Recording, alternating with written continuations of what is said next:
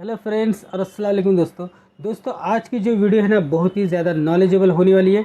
तो आज की वीडियो को स्किप बिल्कुल भी मत करिए, क्योंकि आज की वीडियो में मैं स्टैटिक आईपी के बारे में सारी डिटेल आपको बताने वाला हूँ कि स्टैटिक आईपी क्या होती है और स्टैटिक आईपी के ज़रिए डीवीआर को ऑनलाइन कैसे करना है, और एक स्टैटिक आईपी पे दो या दो से ज़्यादा डीवीआर को कैसे ऑनलाइन करना है, और स्टैटिक आईपी ही क्यों जो क्लाउड के ज़रिए आप डीवीआर को ऑनलाइन देख सकते हैं। तो स्टैटिक आईपी की क्या ज़रूरत है, इसके क्या फ़ायदे हैं और क्या नुकसान है, ये सब कुछ आज की वीडियो में बताने वाला। और वीडियो को पूरा ज़रूर देखेगा।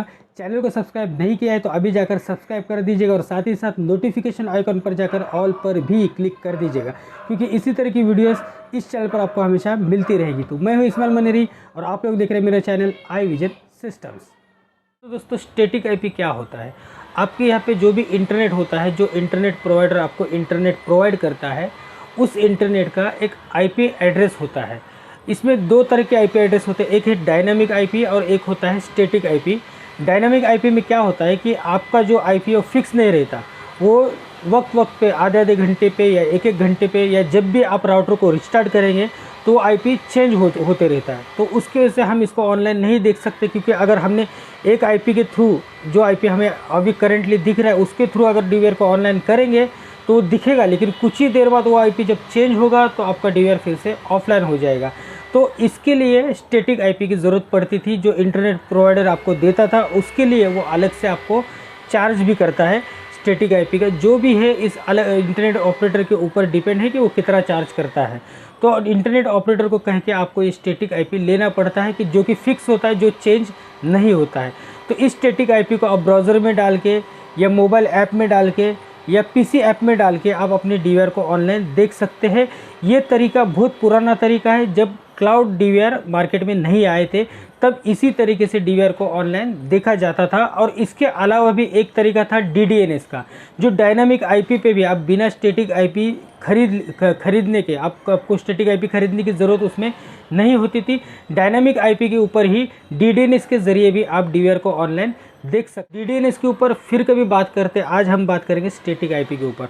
तो आपको स्टैटिक आईपी आपने सर्विस प्रोवाइडर से स्टैटिक आईपी ले लिया, उस स्टैटिक आईपी को अपने ब्राउज़र में डाला या अपने मोबाइल ऐप में डाला तो आपका डीवीआर ऑनलाइन हो जाएगा। आप अगर ऐसा सोचते हैं तो ऐसा नहीं है। इसके लिए आपको ज़रूरत होती है कुछ आपके राउटर में कॉन्फ़िगरेशन करने की, और उस कॉन्फ़िगरेशन को कहते हैं पोर्ट फॉरवर्डिंग। आपका डीवीआर का जो भी पोर्ट है, आपने देखा होगा हिकविजन का डीवीआर है, जब आप इसमें सेटिंग में जाते हैं तो आपको यहाँ पे पोर्ट नज़र आते हैं। एक HTTP पोर्ट 80 और दूसरा एक मीडिया पोर्ट होता है 8000। ये पोर्ट क्या होता है कि इसी पोर्ट को आपको फॉरवर्ड करना पड़ता है स्टैटिक आईपी के थ्रू अगर डीवीआर को देखना है।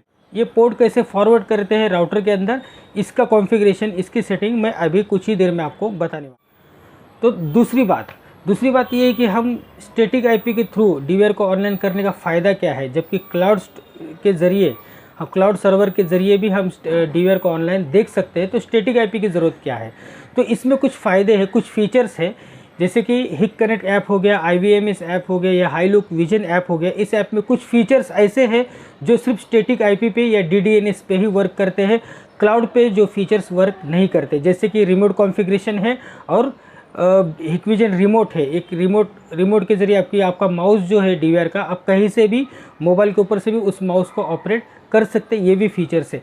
इन फीचर्स के बारे में डिटेल में मैं बाद में वीडियो अलग से बनाऊंगा, लेकिन कहने का मतलब ये है कि ये सारे फीचर्स जो है, एक्स्ट्रा फीचर्स, ये स्टैटिक आईपी में आपको मिलते हैं, क्लाउड सर्वर पे आपको ये नहीं मिलते हैं। और क्लाउड सर्वर का एक नुकसान ये है कि क्लाउड सर्वर पे आपको डीवीआर को देखने के लिए आपको रजिस्टर करना पड़ता है। क्लाउड सर्वर में आपका आईडी, ईमेल आईडी से या मोबाइल नंबर से आप रजिस्टर कर सकते हैं, लेकिन जब आप ये ईमेल आईडी भूल जाते हैं या क्लाउड आईडी भूल जाते हैं, उसका पासवर्ड भूल जाते हैं, और जिस मोबाइल से आपने रजिस्टर किया था वो मोबाइल आपका डेड हो चुका है, तो एक बार कभी ऐसी कंडीशन आती है कि इसको रिकवर करना, ये आईडी और पासवर्ड को, नामुमकिन हो जाता है। तो उस कंडीशन में आप अपने डीवीआर को ऑनलाइन देख ही नहीं सकते जब तक कि इसको रिकवर ना करें, और रिकवर करने के सारे रास्ते बंद हो जाते हैं। ऐसा कई कस्टमर के साथ हुआ है। जिस ईमेल आईडी से ये रजिस्टर किया था उन्होंने क्लाउड आईडी, वो ईमेल आईडी है वो भूल चुके हैं, ईमेल आईडी का पासवर्ड भी भूल चुके हैं, या जिस नंबर से उन्होंने रजिस्टर किया था वो फ़ोन नंबर ही डेड है।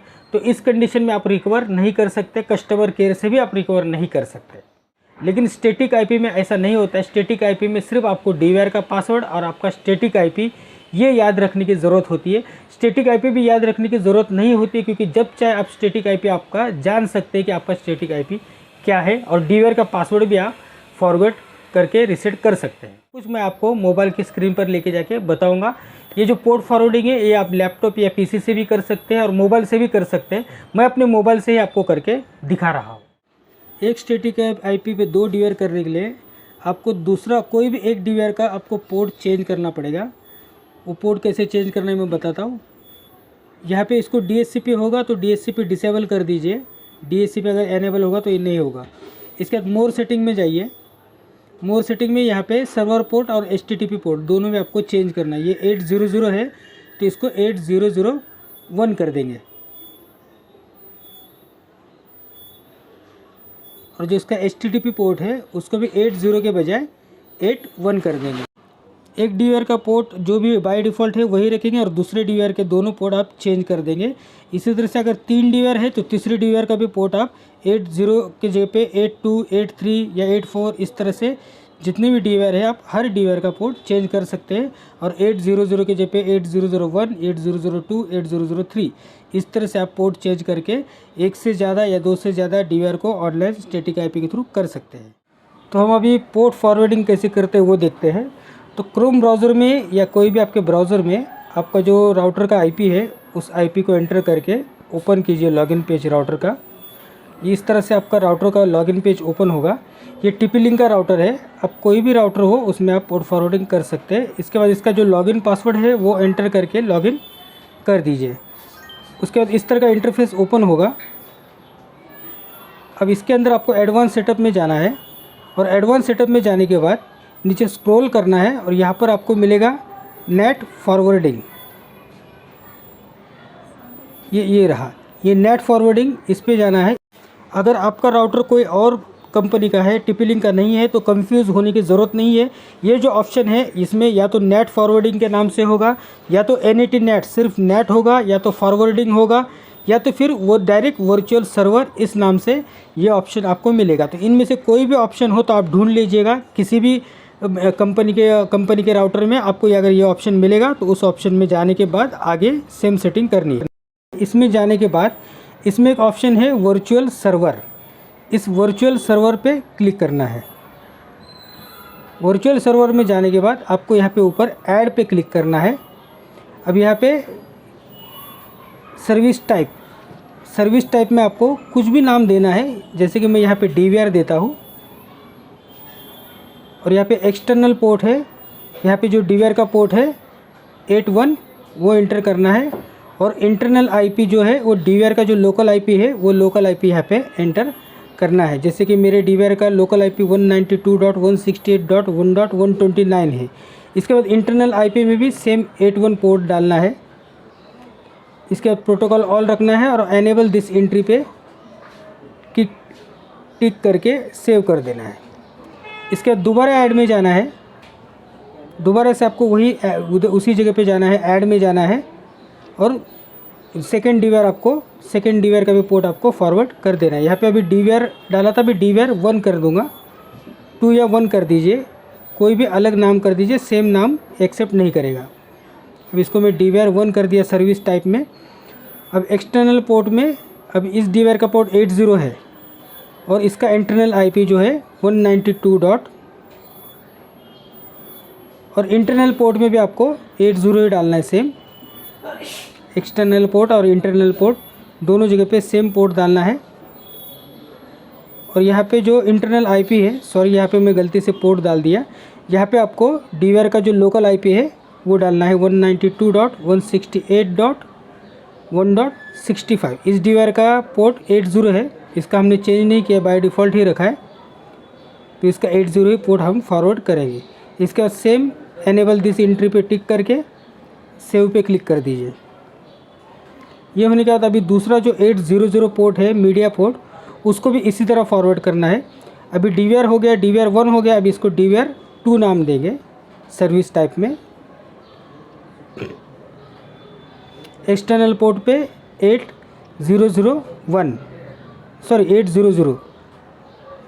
और इंटरनल आईपी में इसी का आईपी एड्रेस जो है 192.168.1.65। जिस डीवीआर का हमने पोर्ट नहीं चेंज किया है ना, बाय डिफ़ॉल्ट जो पोर्ट है उसका वही पोर्ट डालिए 800। इसका हमने चेंज नहीं किया था 1.65 का। इसके बाद सेव कर दीजिए। इसके बाद फिर से ऐड में जाइए।